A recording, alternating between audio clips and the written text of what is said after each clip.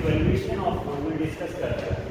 अब आगे तो हमारा जो टॉपिक हमें डिस्कस करना है वो करना है accounting treatment of goodwill at the time of admission of A partner.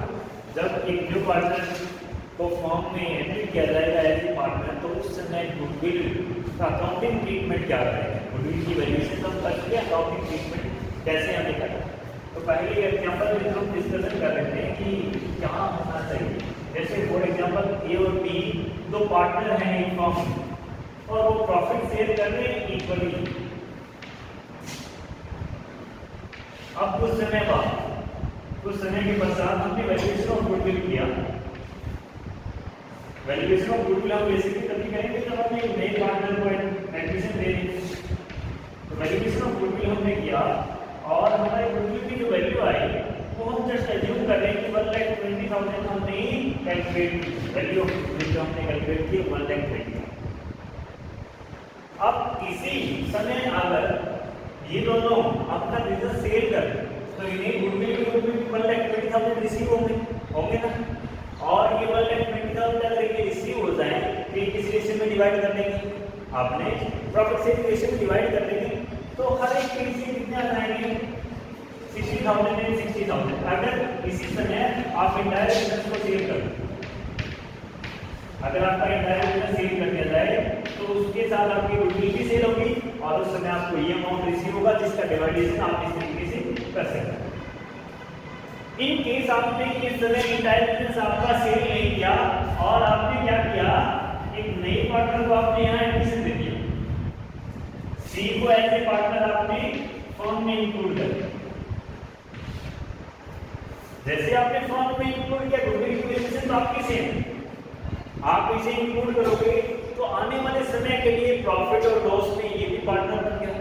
और अभी आपने इंटायर बिजनेस अपना सेल नहीं किया, उसके कुछ समय बाद, इसके बिजनेस में एंटर होने के कुछ समय बाद अगर आप ये गुडविल मान लेते हैं कि कुछ समय बाद ये गुडविल सेम ही रहते हैं, जैसे हम अज्यूम करें कि कुछ समय वो 1-1.5 महीना निकल भी जाए तो उसके बाद गुडविल की वैल्यू सेम ही रहती है। और आप यहाँ अगर ये बिजनेस सेल कर देते हो, आपने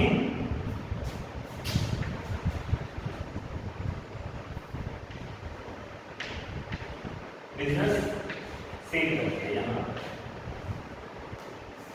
उस केस में आपकी गुडविल भी सेल होगी, 1,20,000 आपको मिलेंगे। अगर हम ये माने कि गुडविल आपकी सेम रहे 1,20,000 आपको मिलेंगे, लेकिन इस बार वो किस रेशियो में डिवाइड हो गया है, इनका जो प्रॉफिट शेयर रेशियो भी इक्वली हो, 1:1:1 में ये प्रॉफिट शेयर करते हैं। तो ये 1,20,000 रुपये 2 में बढ़ेंगे कि 3 में बढ़ जाएंगे, एक किसी में, और हर एक किसी कितना आ जाएगा 40,000 एंड इसके लिए 40,000। और पहले के से कितना आ रहा था 60,000 एंड 60,000 यार।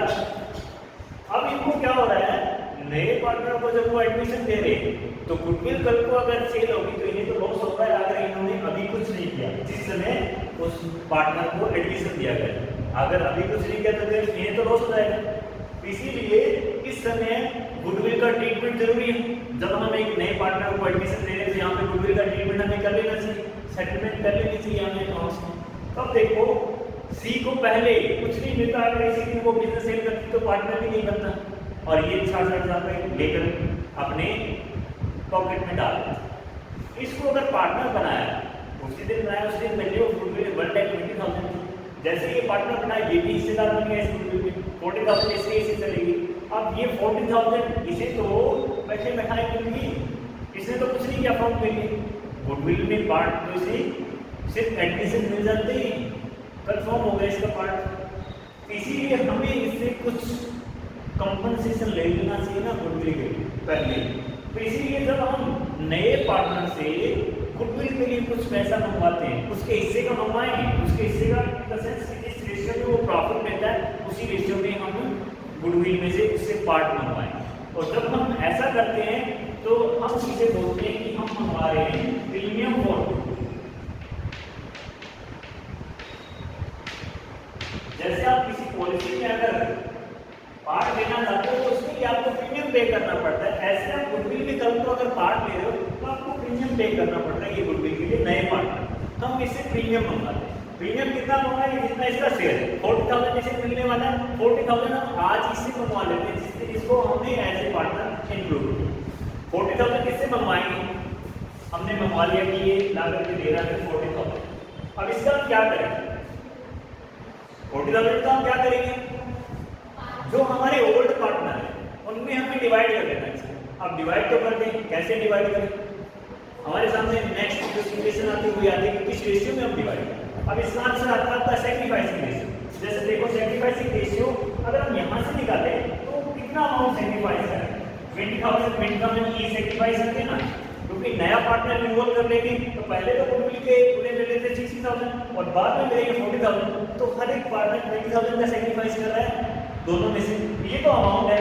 और इसके बीच में अगर हम रेशियो निकालेंगे वो क्या हमारा सैक्रिफाइसिंग रेशियो कहलाता है, जिस रेशियो में वो सैक्रिफाइस करते हैं नए पार्टनर के फेवर में, वो सैक्रिफाइसिंग रेशियो कहलाता है। इसीलिए ये अमाउंट हमें इसी रेशियो में बांटनी चाहिए कि प्रॉफिट शेयरिंग रेशियो में, सैक्रिफाइसिंग रेशियो में।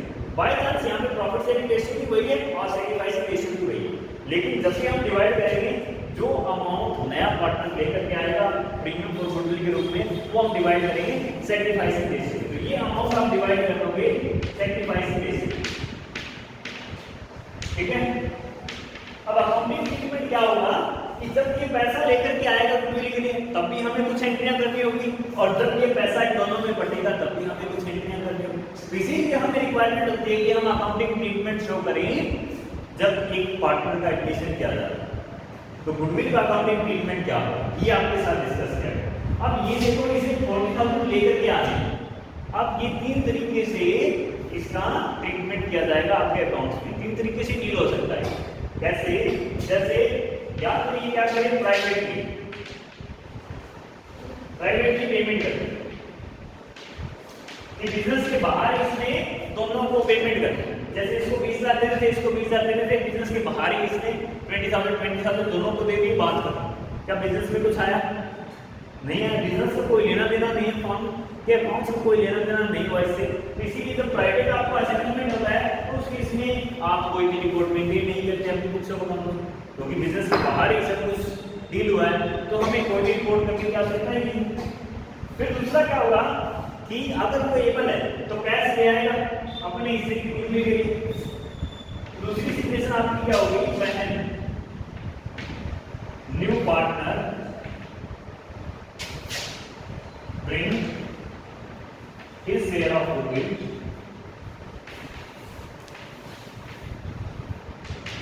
in cash। दूसरी सिचुएशन ये हो सकती है कि आपका जो नया पार्टनर है वो अपने हिस्से की गुडविल नगद ले आए, और तीसरी आपको पता है, अगर ये आपको पता है तो जब वो नगद देकर के नहीं आएगा तो उस केस में आप क्या करोगे। तो सिचुएशन नंबर फर्स्ट आपकी ये होगी, सिचुएशन नंबर सेकंड आपकी ये होगी, और थर्ड मैं नोट डाउन कर देता हूँ, मैं new partner does not bring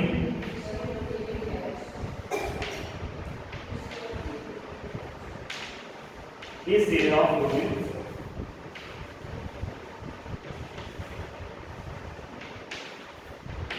in cash। अगर वो नगद लेकर के नहीं आता तो आप क्या ट्रीटमेंट करोगे। तो ये तो कोई ट्रीटमेंट होना ही नहीं, तो ये तो ऑलरेडी डिस्कस हो चुकी है। अब हमें ये दोनों डिस्कस करें। अब मैं इसको रफ करके आपके सामने डिस्कस कर देता हूँ कि कैसे आप इन्हें रिपोर्ट करोगे अपने बुक्स ऑफ अकाउंट में दोनों सिचुएशन। तो एक तरफ तो हम ये डील करेंगे कि अगर नया पार्टनर कैश ले है तो कैसे डील होगा, और दूसरी तरफ जब वो कैश लेकर के नहीं है। तो यहाँ मैं सिचुएशन नंबर फर्स्ट जो अकाउंटिंग में डील की जाने को लेता हूँ वह है new partner bring his share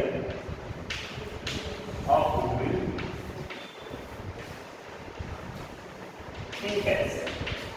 अगर वो कैश नहीं ले आए तो आप क्या, और second situation when new partner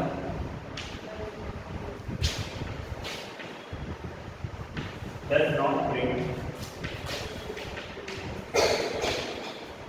his share of goodwill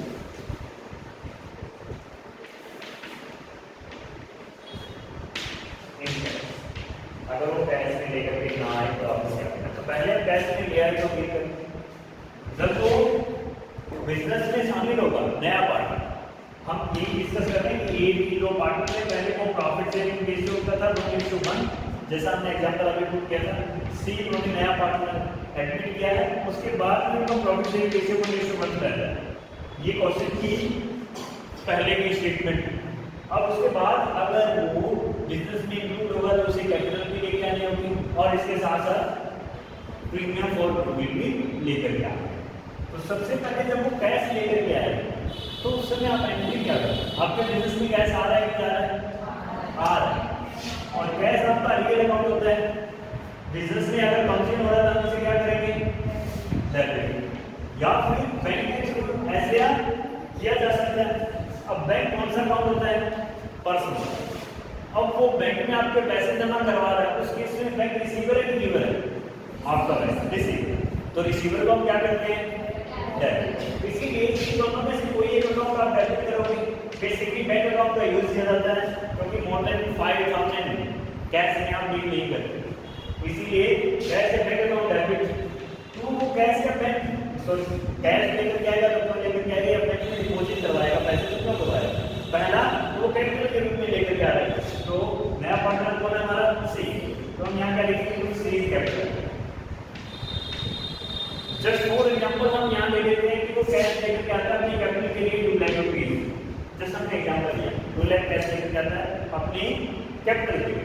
और फिर उसके बाद हमने वैल्यूएशन ऑफ गुडविल कितनी की थी इसी एग्जांपल में, 1,20,000, उसका 1/3 हिस्सा 40,000 वो नकद लेकर के आ रहा है गुडविल के लिए। तो हम यहाँ क्या लिखेंगे, प्रीमियम फॉर गुडविल 40,000। यहाँ पे अमाउंट आपका टोटल आ जाएगा तो नेट 40,000। तो क्या ये एंट्री आपको पता नहीं, ये अगर आपको अकाउंट्स की ट्रांजैक्शन रिपोर्ट करना आता है तो आपको ये भी पता है कि इसको किस तरीके से रिपोर्ट करना है। बस आपको ये चीज़ यहाँ पे पता होनी चाहिए कि प्रीमियम फॉर गुडविल हम क्यों यूज करते हैं, डायरेक्टली हम गुडविल क्यों यूज नहीं करते। ये पर्टिकुलर है, वैसे इसके पीछे का लॉजिक ये भी हो सकता है क्योंकि एज पर अकाउंटिंग स्टैंडर्ड 26 आपका जो अकाउंटिंग स्टैंडर्ड 26 है वो ये कहता है कि आप इंटेंजिबल एसेट जो बेसिकली गुडविल के बारे में है कि गुडविल को आप तभी रिपोर्ट करोगे जब आपने इसे बाय किया हो या इसके बदले में कुछ कंसिडरेशन आपने रिसीव किया, तभी अपने बुक्स ऑफ अकाउंट में आप गुडविल का नेम नोट करते हो, अदरवाइज आपके बुक्स ऑफ अकाउंट में गुडविल को आपने नोट ही नहीं करते। तो यहाँ पे ये जो गुडविल थी वो सेल्फ जनरेटेड गुडविल थी, हमने वैल्यूएशन जरूर किया एडमिशन के टाइम पे, लेकिन ये गुडविल तो सेल्फ जनरेटेड थी, हमने कोई बिजनेस खरीदा तो है, इसीलिए गुडविल का नाम नहीं आ सकता। इसीलिए हम यहाँ पे यूज करते हैं प्रीमियम फॉर गुडविल। और एक रीजन ये भी है कि हम गुडविल में से हिस्सेदार बनाने के लिए उससे कुछ पैसा ले रहे हैं, तो इसीलिए प्रीमियम फॉर गुडविल आप वर्ड यूज करें, ठीक है। अब आपने ये प्रीमियम फॉर गुडविल के लिए एंट्री कर दी, उसके बाद आपको ये भी शो करना है कि ये जो प्रीमियम फॉर गुडविल नया पार्टनर लेकर के आया है उसका आपने करना क्या, आप क्या करोगे, अभी ये अकाउंट हमें क्लोज करना है, क्लोज करने के लिए इस अकाउंट का आप क्या करोगे, प्रीमियम फॉर गुडविल अकाउंट आप क्या करोगे, अमाउंट 40,000 टू यहाँ पर लिखोगे जो ओल्ड पार्टनर उनकी capital account, A's capital account और एज कैपिटल अकाउंट। यहाँ पे आपको करंट अकाउंट भी लिखना पड़ सकता है इन केस अगर पार्टनर अपनी कैपिटल को फिक्स मैनर में मेंटेन करते हैं तो यहाँ पे करंट अकाउंट आ जाएगा, नहीं तो कैपिटल। अब ये डिवाइडेशन किस रेशियो में होगा, सैक्रिफाइसिंग रेशियो। अब सैक्रिफाइसिंग रेशियो अगर इनका ओल्ड रेशियो 1:1 है और न्यू रेशियो 1:1 है, तो उस केस में आप निकाल के देखो इनका सैक्रिफाइसिंग रेशियो क्या है, ओल्ड माइनस न्यू करते हैं 1/2 माइनस 1/3 और बी के लिए ओल्ड करना 1/2 माइनस 1/3 6 आ जाएगा, 3 माइनस 1/6 और सेम यही आएगा 3 माइनस 1/6। ये आपका सैक्रिफाइसिंग रेशियो सेम आएगा 1:1। तो इसी में हमें डिवाइड करना होता है इस अमाउंट को, हम डिवाइड कर देंगे 20,000, ठीक है। ये जब वो प्रीमियम फॉर गुडविल कैश में लेकर के आएगा और फिर उसका डिवाइडेशन हम उनके सैक्रिफाइसिंग रेशियो में कर देंगे। उसके बाद एक और सिचुएशन भी अराइज हो सकती है कि जो ओल्ड पार्टनर है वो चाहे तो इसे बिजनेस में रिटेन कर सकते हैं इस पोर्शन को, जो गुडविल के रूप में नया पार्टनर लेकर के आए अपने कैपिटल में वो इसे इंक्लूडेड रखेंगे, रिटेन करके रखेंगे बिजनेस में, और चाहे तो इसे विड्रा भी कर सकते हैं। अगर उन्होंने विड्रा किया, जरूरी नहीं सारा विड्रा करें, तो पार्टली कितना भी विड्रा कर सकते हैं, 1/4 भी कर सकते हैं, 1/2 भी कर सकते हैं, 1/3 भी कर सकते हैं, वो तो उनकी मर्जी है, जितना चाहें वो विड्रा करें। तो ये कह सकते हैं उन्होंने विड्रा किया कुछ अमाउंट, तो एंट्री क्या करोगे, जैसे कि विड्रा करेंगे इनकी कैपिटल कम हो जाएगी, इनकी कैपिटल अमाउंट आपको क्या करनी होगी, debit. A is capital account debit, B is capital account debit. जितना जितना उन्होंने विड्रा किया, मान लेते 1/2 ये विड्रा कर, तो 10% दोनों विड्रा करेंगे, यहाँ पर क्या लिखेंगे, टू कैश या बैंक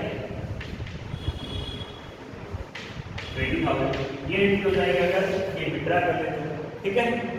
अब ये हो गया आपकी सिचुएशन नंबर 1। सिचुएशन नंबर 2, जब नया पार्टनर गुडविल के लिए कुछ भी लेकर के नहीं आता, तो ये अकाउंटिंग स्टैंडर्ड में इसी को हम पहले डिस्कस कर चुके हैं कि गुडविल को आप तभी रिकॉर्ड करोगे जब उसके लिए आपने कुछ पेमेंट की, तभी बेसिकली वो रिकॉर्ड की जाती है। It is purchase goodwill record की जाएगी, सेल्फ एंटिटी गुडविल आप रिकॉर्ड नहीं करेंगे। जो 2 टाइप ऑफ गुडविल हमने डिस्कस किए थे ना, उसमें से परचेज गुडविल आप रिकॉर्ड करेंगे, सीधा डिस्कस करते हैं। अब वो गुडविल के लिए कुछ लेकर ही नहीं आना, जैसे कैपिटल लेकर के आएगा, तो पहले एंट्री हम क्या करेंगे, कैपिटल को लेकर के आएगा, क्या करेंगे पहले एंट्री, कैश या बैंक अकाउंट है, amount 2 lakh to freeze capital amount वही 2 लाख।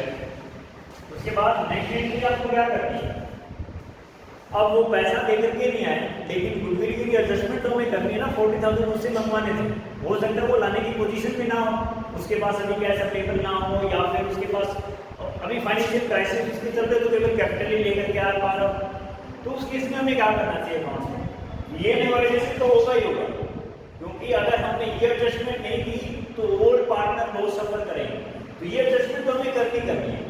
जितनी गुडविल उसके हिस्से आती है उसको हम डिवाइड करेंगे, ओल्ड पार्टनर के सैक्रिफाइस रेशियो में ट्रांसफर कर देंगे कैपिटल अकाउंट, तो ये तो हमें डेफिनेटली करना पड़ेगा, टू ए कैपिटल अकाउंट और to C capital account, sorry D capital.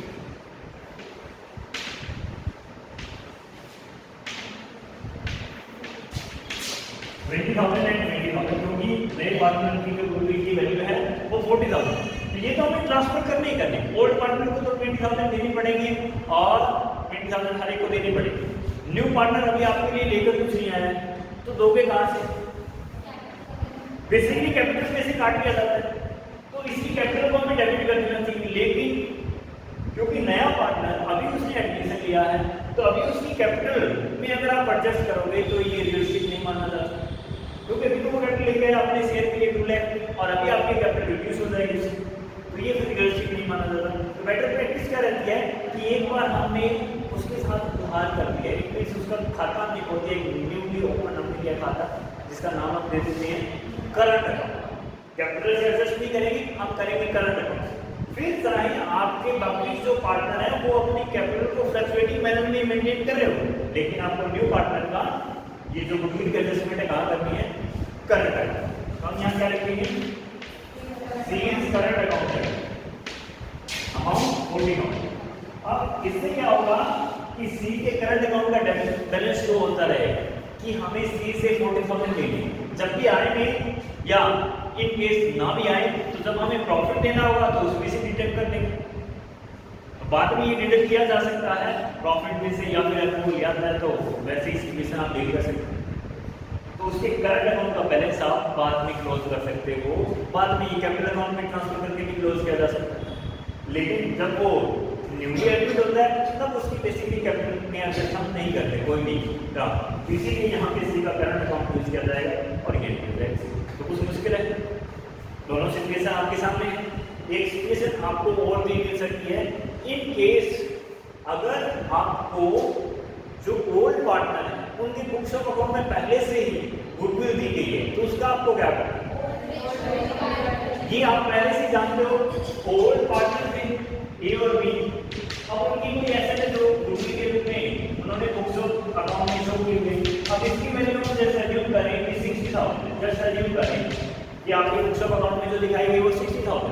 ये दोनों केसेस में आपको मिल सकती है, साइन केस की कोई भी ये हुआ कोई भी सिचुएशन, तो दोनों में आपको डील करनी पड़ सकती है।